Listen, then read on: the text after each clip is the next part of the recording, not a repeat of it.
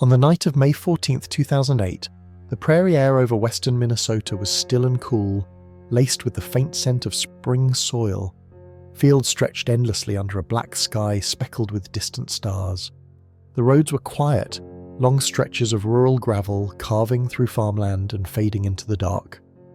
Somewhere between the small towns of Canby and Marshall, 19-year-old Brandon Swanson was behind the wheel of his green Chevy Lumina, headed home after celebrating the end of the college semester with friends. Brandon was in good spirits that evening. He'd finished his first year studying wind energy at Minnesota West Community and Technical College. Earlier that night, he'd made stops at a couple of small get-togethers, one in Lind, then another in Canby. Friends later recalled that Brandon hadn't appeared intoxicated, though he had a couple of drinks, just enough to be social.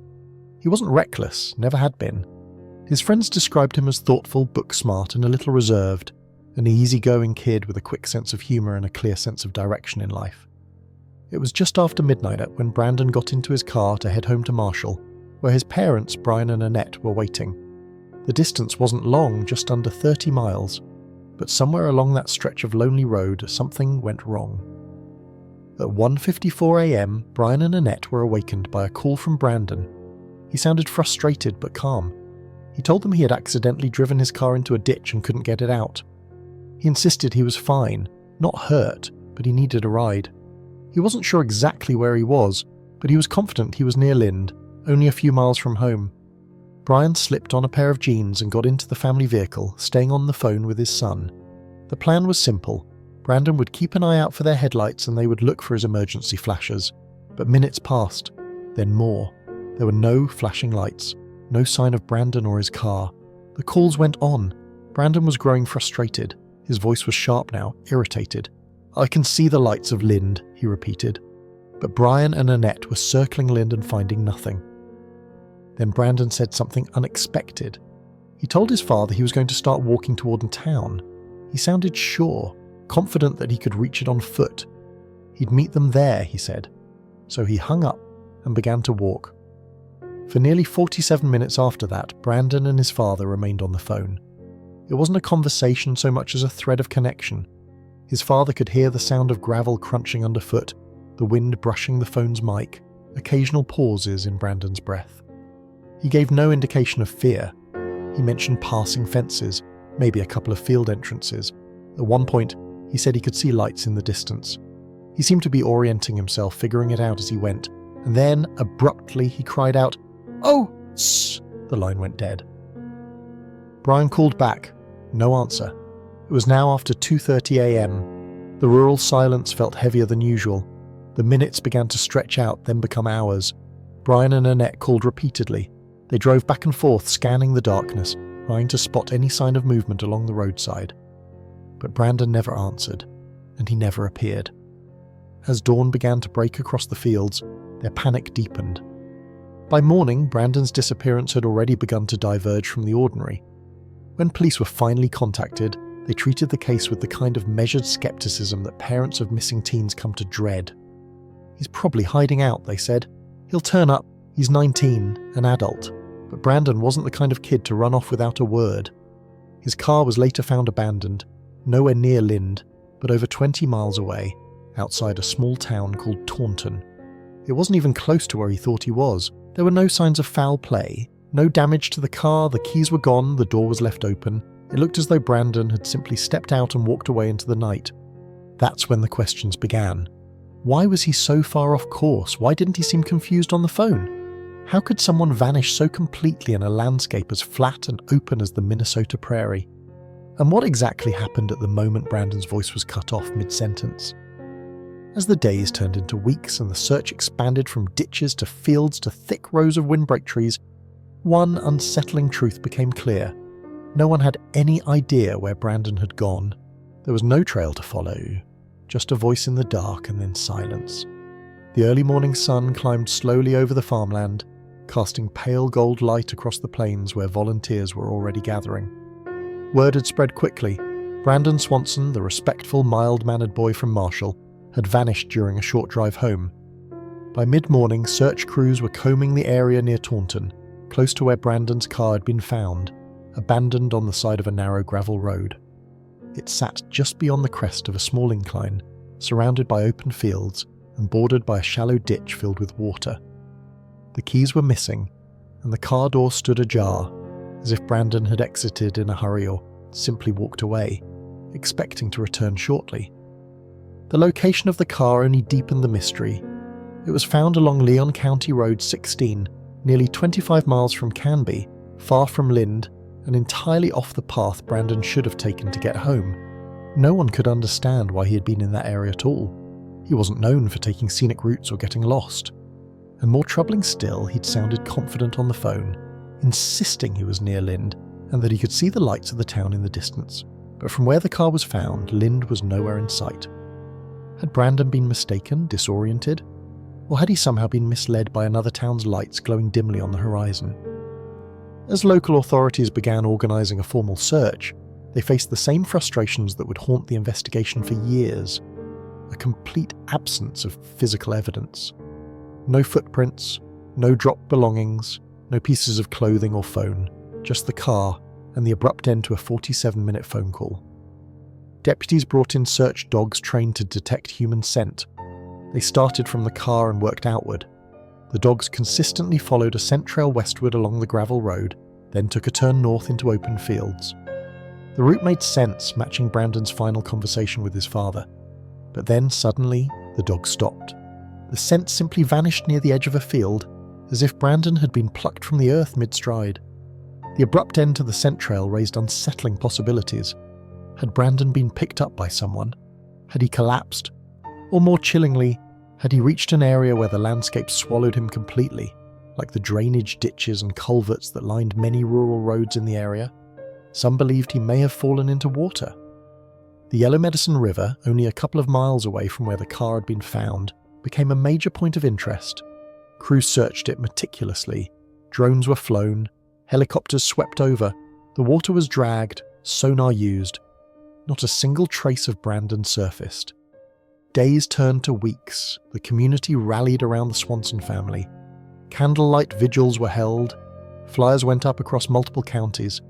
Brandon's face, boyish, with warm eyes behind rectangular glasses, became a fixture on bulletin boards and small-town diners. But behind every kind gesture was a deep, unspoken unease. People don't just vanish in open space, especially not people like Brandon. Young, healthy, sober and familiar with the area, his parents were unrelenting. Annette and Brian Swanson refused to let his case be forgotten or dismissed. They pushed authorities. They walked fields themselves. They mapped out likely paths based on Brandon's final call. They brought in private search teams and kept the case in the public eye as best they could. But it was agonizing. There was nothing to anchor the search. No definitive last known location. The timeline was fluid and the geography vast. Investigators began to speculate. One theory suggested that Brandon may have fallen into a disused cistern or a hidden crevice along the edge of a field, places easy to miss even with a full-ground search. Others wondered if he could have succumbed to hypothermia. It was a cool night, and if Brandon had wandered far enough without realizing how lost he was, fatigue and exposure could have overwhelmed him. But even so, where was the body? Why hadn't anything at all been recovered? Some searchers focused on the idea that Brandon had been taken, that someone driving along that empty road had seen him walking and pulled over. It would have been easy, one brief encounter on an unlit gravel stretch. Brandon was known to be polite, trusting. If someone had offered a ride, would he have refused? But there were no tire tracks, no witnesses, no reports of strange vehicles in the area. And Brandon hadn't sounded scared or suspicious in his last moments. That final cry, cut off mid-sentence, could have meant many things: a misstep into a ditch, an encounter with an animal, or something far worse. But the phone had stayed active for a short time after. Calls continued to ring through, though they were never answered. Eventually, the phone either died or was turned off. As summer arrived, the official search began to quiet. The scent trails had been exhausted. The river searched again and again. Fields had been flown over and walked dozens of times. But Brandon Swanson had vanished without a sound beyond that last call. And with each day that passed, the silence became more unsettling. There were no developments, no tips, no recovered items, just a widening absence growing more profound with every sunrise. In a state known for its lakes and farmland, people began to speak Brandon's name with quiet reverence. He had become a symbol, not just of a mystery unsolved, but of a family's anguish, a community's vigilance, and a chilling reminder that sometimes the most haunting disappearances leave behind no clues at all. ChatGPT said, "By the time autumn rolled in, Brandon Swanson had been missing for nearly half a year. The leaves had begun to yellow and drift across the fields he once walked, and the towns of Marshall, Canby and Taunton quietly resumed their rhythms. But for Brian and Annette Swanson, time no longer moved in the same way. Every day was marked by what hadn't been found, what hadn't been answered, and by the aching void left in the space where their son's life used to be. They kept searching. Every free moment was spent poring over maps, retracing routes, and coordinating with search volunteers. Even when official efforts began to taper off, the Swansons pressed forward. With the help of friends and strangers alike, they explored cornfields, riverbanks, and abandoned outbuildings. They posted updates in local forums, reached out to regional news stations, and made quiet pleas to anyone who may have seen something, anything on that night. There were no signs of struggle, no stories of strange vehicles, no unusual reports from the area, and perhaps most baffling of all, no sightings. Not a single person reported seeing Brandon walking in the early hours of May the 14th. In rural Minnesota, where neighbours often know each other's routines and strangers stand out, this was hard to believe. How could he have walked so far without passing a single house, without being seen by a passing truck or early morning commuter? Frustration turned to obsession. Brian meticulously documented the final known data points, creating time-stamped estimates of Brandon's movement based on the phone call. They knew where the car had been left. They knew the general direction the dogs had followed his scent. And they had the nearly hour-long call as a kind of audio map, filled with environmental cues, gravel underfoot, pauses to catch his breath, mentions of fences, and what sounded like the occasional clatter of wildlife nearby. Brandon had walked with intent. He believed he was going somewhere, but the terrain was deceptive. In daylight, the area looked flat and uneventful.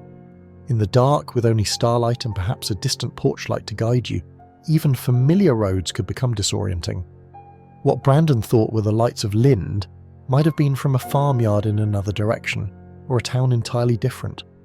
Some investigators posited that Brandon may have experienced geographic misperception, a phenomenon in which people become convinced of their orientation despite being completely wrong, often due to stress, fatigue, or unfamiliar surroundings. It was a compelling explanation, but it didn't bring them any closer to finding him. And then there was the phone, the last tether. Cell tower data offered a rough approximation of where Brandon had been. His call had pinged a tower near Porter, a tiny rural community even farther from where he believed he was. The tower data confirmed what the physical evidence had not. Brandon had been deeply off course, yet he'd sounded so certain. That certainty, those repeated affirmations that he saw town lights, that he knew the way, would come to haunt his parents. Could he have mistaken an old silo's warning light for a distant town? Could fog or dust have refracted light in ways that confused him? Or was Brandon following something else, something internal, instinctual, driven by desperation? The Swansons' home filled with maps, sketches, newspaper clippings and aerial photos. Annette kept a box of Brandon's belongings on the living room shelf, his phone charger, a set of earbuds, a spare lanyard for his school ID. His room remained untouched, exactly as he'd left it. College brochures were still stacked on his desk, and a hoodie he wore often remained draped over the back of his chair. At night, Brian often returned to the road near where the car was found. He'd park, roll down the windows, and just listen. To the rustling of a wind through corn stalks, the distant low of cattle, the rhythmic chirp of insects, hoping in some impossible way that the silence might break, that the landscape might yield an answer. In November, the first snow fell. It blanketed the fields and the roadside ditches in quiet white, erasing even the possibility of new evidence. The search teams paused, but the Swansons didn't. They organised smaller sweeps, volunteers with poles and flags, carefully probing beneath the snowpack, working slowly in methodical grids. Still nothing surfaced. The psychological toll was immense. They had no body to bury, no facts to grieve. Every possibility remained open, every theory alive. Brandon could have succumbed to the elements. He could have drowned, fallen, been taken. There were too many unknowns, and yet too few clues to explore them with confidence. In moments of stillness, Brian and Annette would sometimes return to that last phone call. They played it back in their minds, word for word. Brandon's tone, his confidence, the sound of his footsteps, the pause before his final exclamation, cut off mid-word, as if something had taken him by surprise. Not a scream, not a plea for help, just a sudden interruption, like the phone had slipped from his hand or been knocked away. Investigators reviewed the possibility of an animal attack, but it seemed unlikely. No torn clothing, no blood, no drag marks. Besides, Brandon was walking along a rural road, an open space where an encounter like that would leave some trace. Others suggested he could have tripped into a culvert or drainage pipe and been concealed by brush or shifting earth. Again plausible, but after months of intense searching, it seemed improbable that no sign would be found. In the absence of answers, the Swansons became quiet advocates, not just for Brandon, but for other families. They began to meet parents of missing persons to share stories of vanished sons and daughters whose names rarely made national headlines. They spoke at schools and town halls, advocating for reforms in how missing adults were handled, especially those cases that, like Brandon's, didn't neatly fit into the expected categories of runaways or criminal activity. Still, every public appearance, every interview, carried with it a silent weight. Behind the advocacy was a question they couldn't let go of. How could a young man vanish without a single trace on a quiet Minnesota night, within phone distance of his father, and leave behind nothing but an open door and silence? The winter was long that year.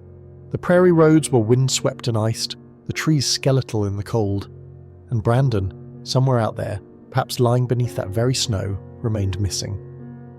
By the time spring returned to Minnesota, almost a full year had passed since Brandon Swanson vanished. The snow had receded into the ditches, and the land breathed again, alive with the hush of wind through sprouting crops and the distant hum of tractors. But for Brian and Annette, the thaw only brought the return of old pain. Fields that had once been scoured for clues were now bursting with life, and the very landscape seemed to erase any chance of finding him.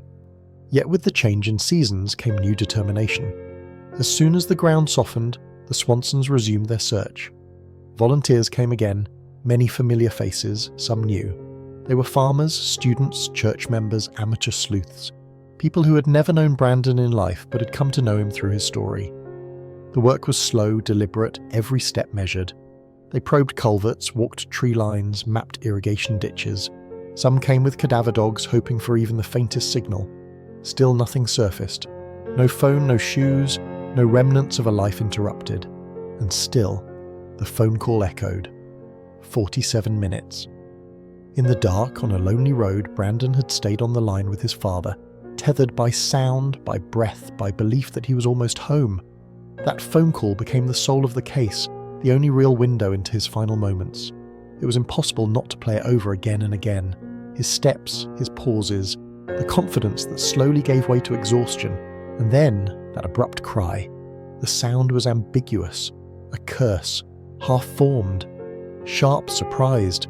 Not fear, at least not overt, not panic, just interruption. It was a noise that suggested something sudden, something unexpected, and then nothing. That detail kept law enforcement tethered to the idea that something physical had happened. A fall, a misstep, a hidden hazard in the dark. After all, Brandon had been walking through unfamiliar terrain at night. No flashlight, no visible landmarks. It wouldn't have taken much. A misjudged step along the edge of a culvert, a sudden drop into water or dense underbrush. Yet dozens of volunteers had walked those very paths in daylight, and with the foliage now cleared again in spring, they combed those same stretches once more. The theory of drowning continued to loom.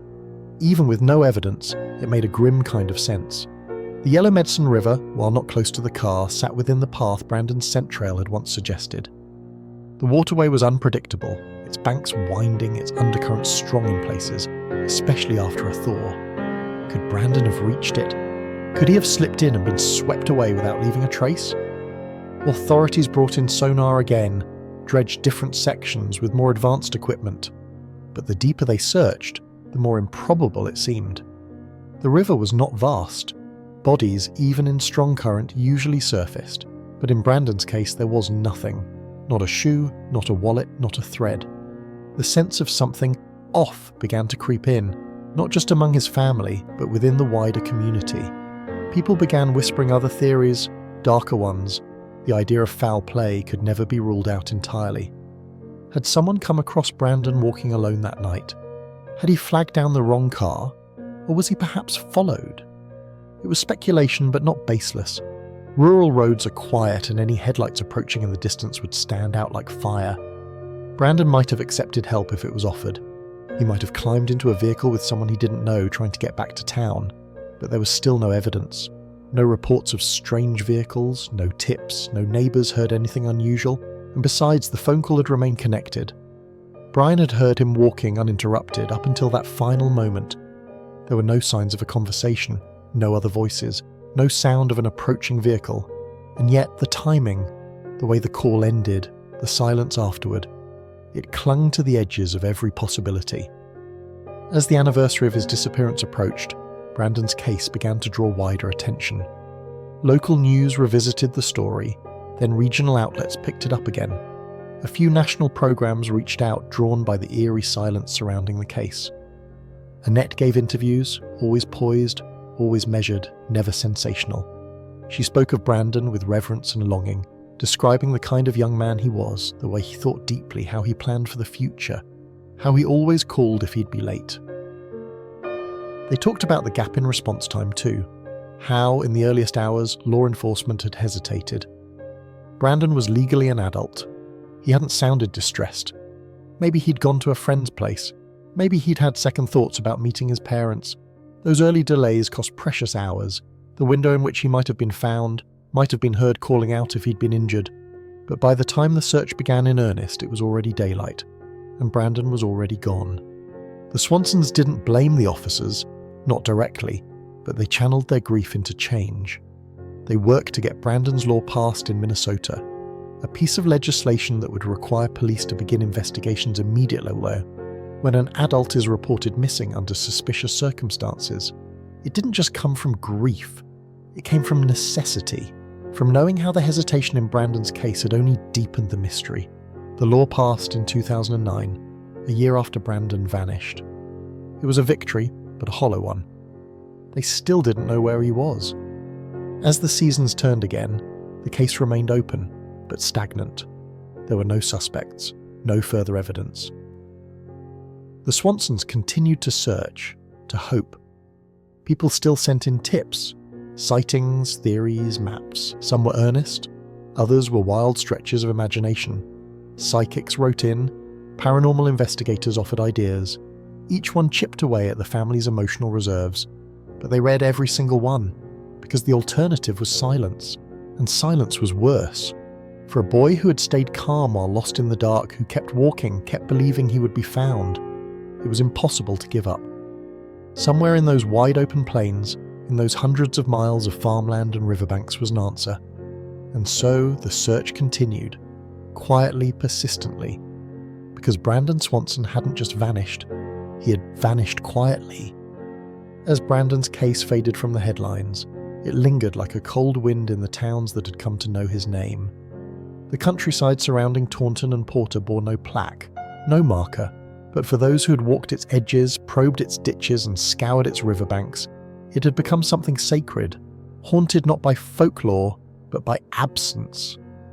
The absence of Brandon, the absence of closure. In time, the Swansons learned to live within the space of that absence. But they never let it define them. Brian kept searching, often alone now, carrying maps folded to tatters, boots caked with soil and dust from roads most would never bother to travel.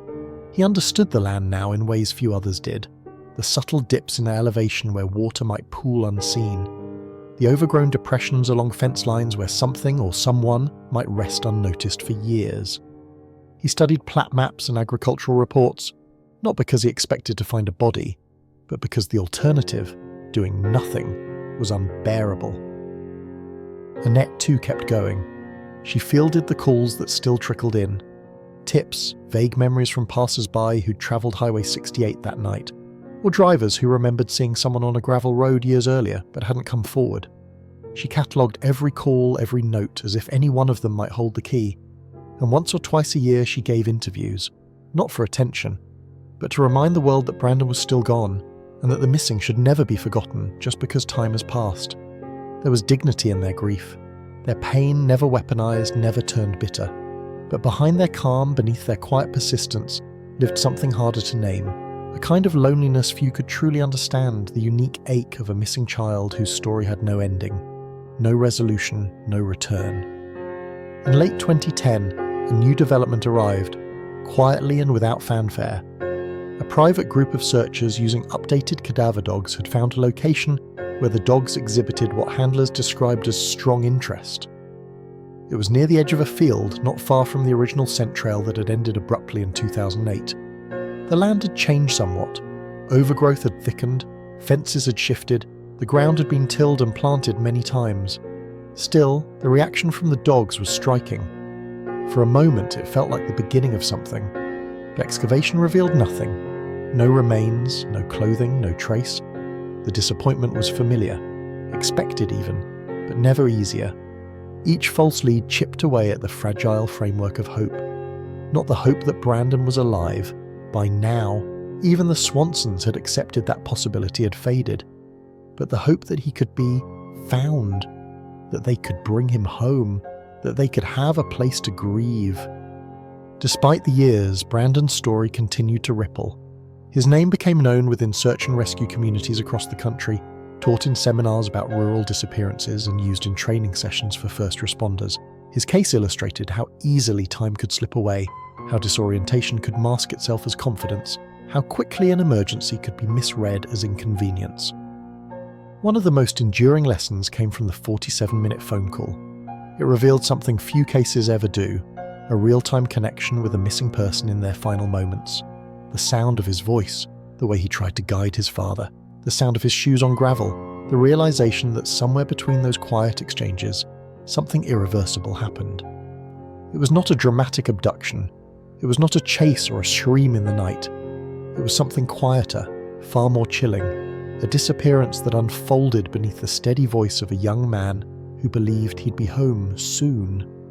That voice haunted those who had heard it. In a small room at the Leon County Sheriff's Office, the recordings were kept. Investigators played them from time to time, not for answers, but for clarity, to remind themselves of the tone, the cadence, the clues that might have been missed. The case was still open, still active in technical terms, but leads were rare now, searches less frequent. Most of the land had been searched multiple times, some of it too many times to count, and yet the land kept its secrets. In 2015, a new generation of searchers began to take interest. Amateur sleuths, podcasters, digital mappers. They analysed satellite imagery, ran simulations based on walking speeds and terrain conditions. Some theorised that Brandon had gone farther than believed, that he might have doubled back or turned without realising. Others pointed to psychological models, suggesting that in the final moments, his instincts may have betrayed him, perhaps leading him in circles, or toward what looked like safety but wasn't. But all of it was theory, because Brandon was still gone. What remained was the shape of his story. A quiet young man full of promise who got turned around in the dark, who kept walking believing in the lights ahead, who stayed calm, who stayed in touch, who believed he would be found. And then, a single word, cut short. The phone call, the scent trail, the open car door, each one a breadcrumb that led nowhere. Each one suggesting that Brandon Swanson had reached the edge of something and then crossed it, into a space beyond evidence, beyond noise, into vanishing. And the only thing louder than that silence was the echo of everyone who refused to stop looking. Years slipped quietly by like snowmelt threading through the ditches Brandon may have once walked beside. The lines in Brian and Annette Swanson's faces grew deeper, not from age alone, but from years of carrying the weight of uncertainty. Their son had now been gone longer than he'd been alive, and still no trace, no fragment of clothing, no bone, no phone. The search had become a quiet devotion, no longer a mission for answers, but a promise not to forget. By 2018, Brandon's story had become something of a regional ghost, an ever-present reminder of how thin the veil is between the ordinary and the inexplicable. In classrooms, students studied his case in criminal justice courses. In local law enforcement trainings, his name was spoken with solemnity. The facts hadn't changed, nor had the timeline. But over time, the emotional temperature around the case had shifted, from urgency to reverence. The landscape too had changed. Some of the fields had been sold or rezoned. Fences were moved, new irrigation systems installed. A few old barns collapsed under winter weight. The stretch of gravel road where Brandon's car was found had since been repaved. But the area still carried a hush to it. Locals still knew the story. And when someone new moved in, they were told gently that these fields had been searched, that a boy had once gone missing here and never come back. Still, every spring, volunteers returned. Some were the same men and women who'd walked those fields a decade earlier.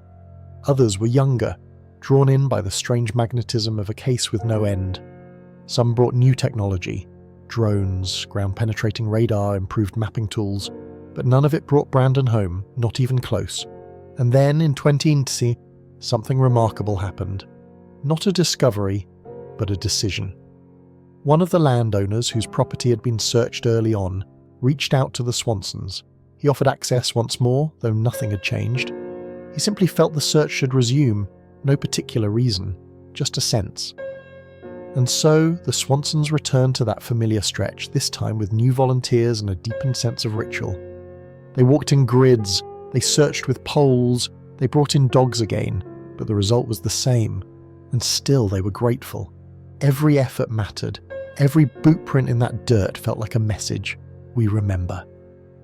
Annette began speaking more frequently, not about the investigation, but about grief.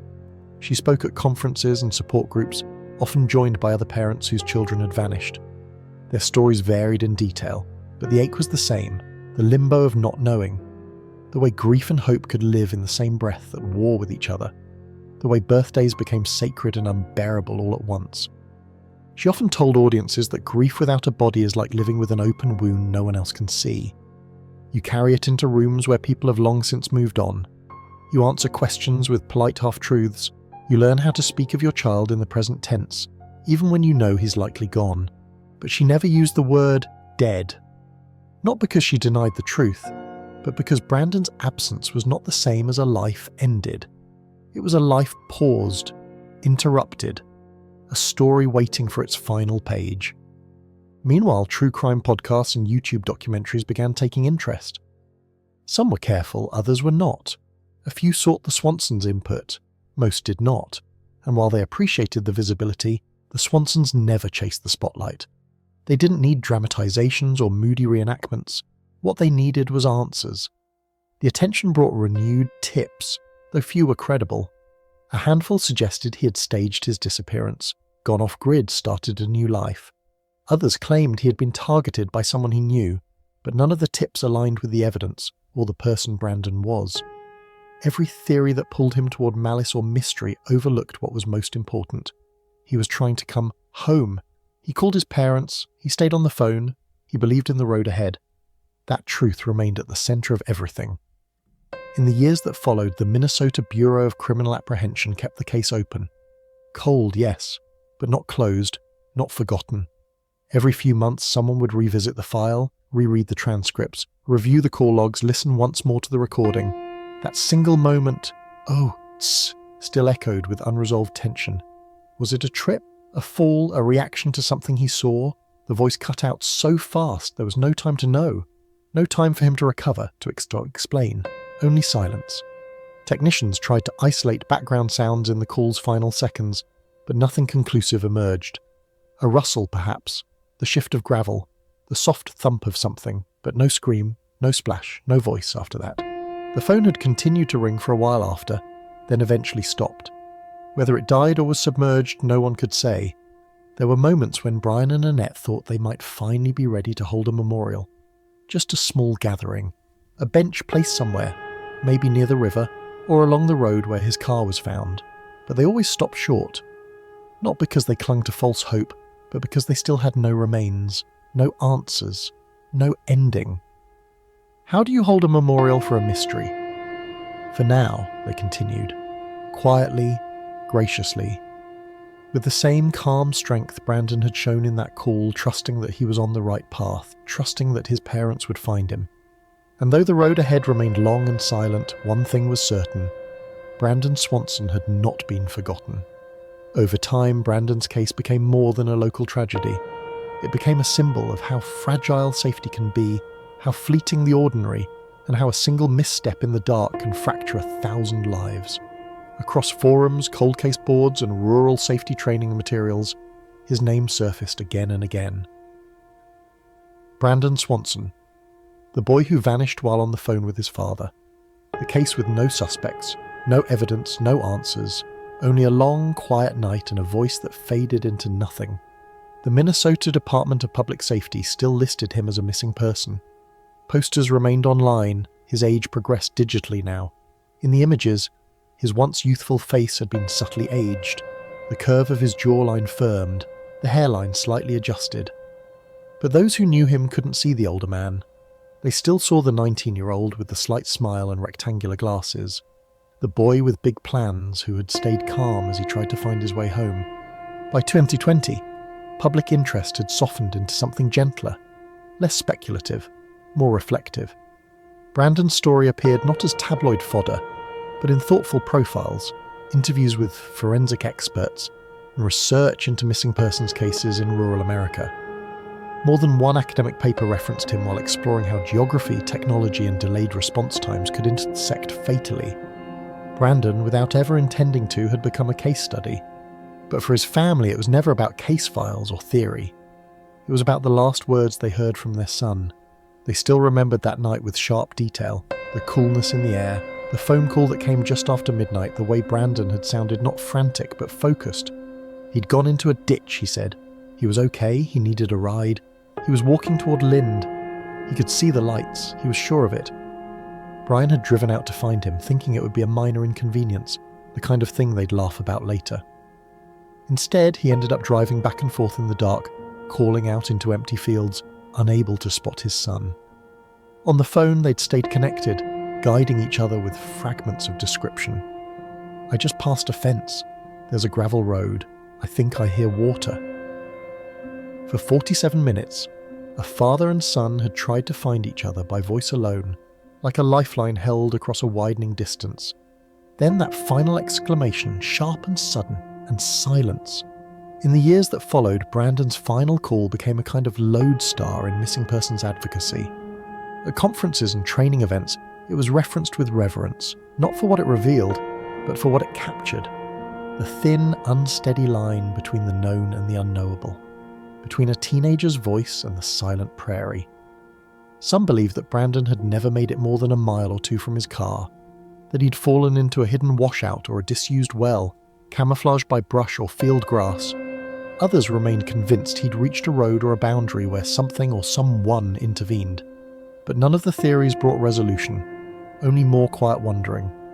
And then, in 2021, a new theory began gaining traction among the online cold case community. It wasn't flashy or conspiratorial, just a reconsideration of Brandon's mental map that night. Digital cartographers and amateur topographers worked together to overlay his phone's ping data with known terrain features, light sources, and walking speeds. Their conclusion? That Brandon may have been mistaking lights from a gravel pit to the northeast as town lights. If true, it could mean his entire direction of travel had been misinterpreted. It sparked renewed interest. A few volunteer groups returned to lesser searched areas. Drone surveys were done over a different set of fields, and one private team brought in advanced magnetometry tools designed to locate disturbed Earth. But once again, no discovery. The land remained mute. Still, the Swansons appreciated the effort. Every new theory, every person who came to help, each one felt like a thread connecting Brandon's name to the living world. A promise that he wasn't being allowed to fade. Annette once told a reporter, "Sometimes I think he's still just beyond that next hill. Not walking, not alive, but waiting for someone to find him. That idea of him still there, not lost, but waiting, came to define how many saw Brandon's story. Not as something terrifying or sensational, but deeply human. A story of misjudgment, of trust, of geography and silence conspiring to erase someone without a trace. And so his name endured. It was etched onto the hearts of every parent who waited too long for a call. It lived in every officer who now responded faster to a missing adult report. It shaped how legislation was written, how training was delivered, how search grids were drawn. He never made it home, but he changed the road home for others. By 2022, Brandon's case had become one of Minnesota's longest-standing active disappearances. The Swansons no longer expected answers, but they remained open to them. They still welcomed searchers, still responded to emails, still marked May 14th with quiet ritual, lighting a candle, walking the edge of a field, playing that call in their memory. They still saw their son in everyday moments, in a college hoodie passed on a sidewalk, in the quiet resolve of a young man helping someone change a tire, in the sound of gravel beneath their tires when driving alone, and in every soundless place they listened. Because even silence can carry a voice, and Brandon's voice, measured, calm, believing, had never really stopped echoing. The quiet persistence of Brandon's story inspired more than just renewed searches. It sparked conversations about the unique challenges faced by missing persons in rural America. Unlike cases in urban centres, where CCTV footage, bustling streets, and numerous witnesses can quickly build leads, rural disappearances often dissolve into the vastness of open fields, winding gravel roads, and silent woods. The loneliness of those spaces makes the missing feel swallowed by the landscape itself. Experts studying Brandon's disappearance often highlighted how his calm demeanour during the phone call reflected a deep trust in his parents and his own instincts. Yet it also showed the profound vulnerability of someone lost in unfamiliar terrain at night. His footsteps on gravel, the rustling of brush, the uncertainty threading through his voice, all underscored a haunting truth. A single misstep, a moment's disorientation, can erase a person entirely. In the years following, the case became a touchstone for changes in how law enforcement approaches rural missing persons. Policies adapted to account for the slow pace of initial reporting, the difficulty of securing large search areas, and the limits of technology in vast natural settings. The Minnesota Bureau of Criminal Apprehension, along with local sheriff's offices, integrated lessons from Brandon's case into training programs. Search tactics evolved to incorporate phone call analysis, terrain mapping, and behavioral profiling, all aimed at bridging the dangerous gaps that had widened in 2008. Meanwhile, the Swanson family channeled their grief into advocacy. They partnered with organisations dedicated to missing persons and cold case support, offering guidance to families newly thrust into limbo. Their message was clear: do not wait, act quickly, trust your instincts. They spoke softly but with steady conviction, emphasising that the first hours and days were critical. Social media brought new attention and sometimes unwanted noise. Threads speculated about every possible scenario, some respectful, others less so. The Swansons were careful to protect their privacy, stepping back when the spotlight grew too bright, but they remained open to genuine help. Some online communities organised digital searches, pooling resources to analyse satellite images or to cross-reference similar cases. While no definitive lead emerged, the collective effort reinforced the enduring human desire to find answers, no matter how long the wait. The public also remembered Brandon through art and memorials. In Taunton, a simple mural now adorns the side of a cafe, a portrait of Brandon's face framed by prairie grasses, the eyes conveying both youth and a quiet hope. Nearby, an annual Walk for the Missing draws supporters who carry lanterns down gravel roads after sunset, their footsteps echoing the final steps Brandon took that night. These acts of remembrance are not just about mourning, they are about community, resilience, and the shared refusal to let silence become erasure. For many, the most poignant part of Brandon's story remains that 47-minute call. Audio experts have dissected it endlessly, searching for background sounds, water, vehicles, human voices, anything that might provide a clue. But the call itself holds a somber beauty. A young man, determined to find his way, reaching out with quiet courage and unwavering hope.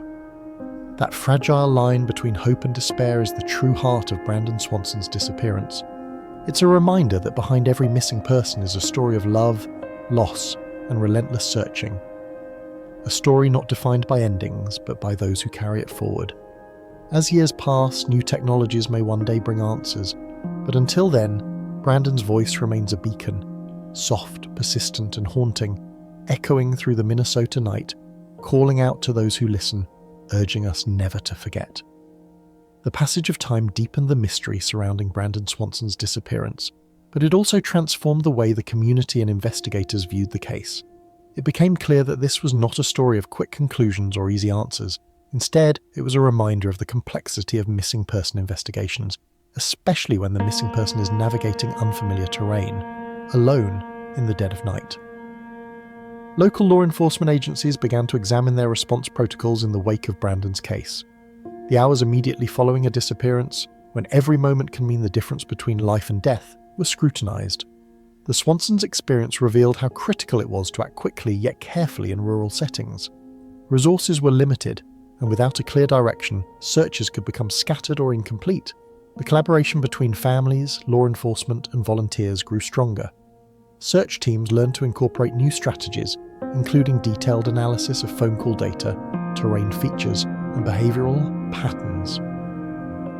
Brandon's case influenced training modules on how to interpret clues from a missing person's last known movements, highlighting the importance of understanding not only the physical environment, but also the psychology of disorientation. Over the years, several documentaries and podcasts recounted Brandon's story, often emphasizing the haunting final phone call. But beyond retelling the facts, many producers focused on the human side, the parents who never stopped searching, the small communities left grappling with unanswered questions, and the larger issue of how rural disappearances are too often overlooked. The digital age introduced new tools for searchers and family members. Online mapping, satellite imagery, and crowdsourced investigations opened possibilities for locating evidence long buried or missed. Yet even with these advancements, the vastness of the landscape posed a formidable challenge. Fields shifted with the seasons, drainage ditches filled or dried, old paths disappeared under brush. Nature itself seemed to conspire with silence. In personal moments, Annette and Brian Swanson found ways to honour Brandon's memory that transcended pain. They supported families still searching, shared lessons learned, and helped advocate for improved protocols nationwide. Their resilience became an unspoken testament to the enduring power of love amid loss. Meanwhile, the area around Taunton and Lynn remained quiet at night, the kind of silence that holds both peace and sorrow. Local residents often paused in reflection when passing the stretch of road where Brandon's car was found, aware that a story without closure can leave a lasting imprint on a place. As the years continued, Brandon's story remained unresolved, yet it was far from forgotten. His disappearance underscored the fragile line between safety and vulnerability, familiarity and the unknown. It reminded us that sometimes the most haunting mysteries lie not in dramatic scenes, but in the quiet spaces where lives quietly vanish and where hope quietly endures. Through all the uncertainty, the one truth that remained was this. A young man had called out for help on a cool May night, his voice steady, his heart hopeful. And for those who listen closely, that voice still lingers, an echo in the dark, a plea to remember, a call that will not be silenced. The case of Brandon Swanson has come to embody the intersection of human resilience and the relentless mysteries of nature. In the years following his disappearance, many who became acquainted with his story were struck by the profound silence that surrounded it, not just the silence of the Minnesota fields, but the silence that permeates cold cases without answers. It is a silence that weighs heavily, yet is filled with the echoes of lives forever changed. For the Swanson family, the unanswered questions were a double-edged sword. Each theory offered a glimmer of possibility, but also reopened old wounds. Was Brandon disoriented and trapped somewhere nearby, calling for help but unheard? Had he stumbled into a forgotten hazard, an overgrown ditch or a hidden well? Or had something more sinister intervened in the dark? They lived with the tension between hope and despair, learning to carry uncertainty with quiet grace. Their story inspired a deeper public conversation about missing persons in rural America, a demographic often overshadowed by urban cases that dominate headlines. Brandon's disappearance highlighted the unique challenges rural environments pose, vast, sparsely populated areas where witnesses are few and immediate search resources limited. It also revealed how technology, while powerful, has limits when confronting nature's vastness. This broader awareness led to advocacy for improved search and rescue resources in rural counties across the country. Mobile technology improvements, faster response protocols, and community education programs took shape, partly fueled by the lessons learned from Brandon's case. The goal was clear: no family should feel the helplessness the Swansons endured. In quieter moments, Brian and Annette found solace in the small connections Brandon's story created. They met parents from other missing persons cases, shared stories at gatherings, and helped build networks of support that crossed state lines. These bonds became lifelines, threads of empathy and an understanding woven through the shared experience of loss. Locally, the landscape itself became a living memorial. Some residents planted wildflowers along the gravel roads Brandon might have walked, a silent tribute to the boy who disappeared but left an indelible mark. The community, once divided by speculation and fear, gradually united in remembrance and resolve. Meanwhile, law enforcement kept Brandon's case open, refusing to let it slip into oblivion. Every few years, cold case detectives would review the evidence with fresh eyes, hopeful that new technology or overlooked details might break the stalemate. The echoes of that final call remained their compass, a fragile thread linking a young man lost to those who vowed never to stop searching. The story of Brandon Swanson is not just about a disappearance. It is about the endurance of hope in the face of silence, the bonds of family stretched across years of uncertainty, and the quiet determination of a community refusing to forget. It stands as a testament to all who vanish quietly, carrying with them the voices of those left behind, listening in the dark, still waiting for answers.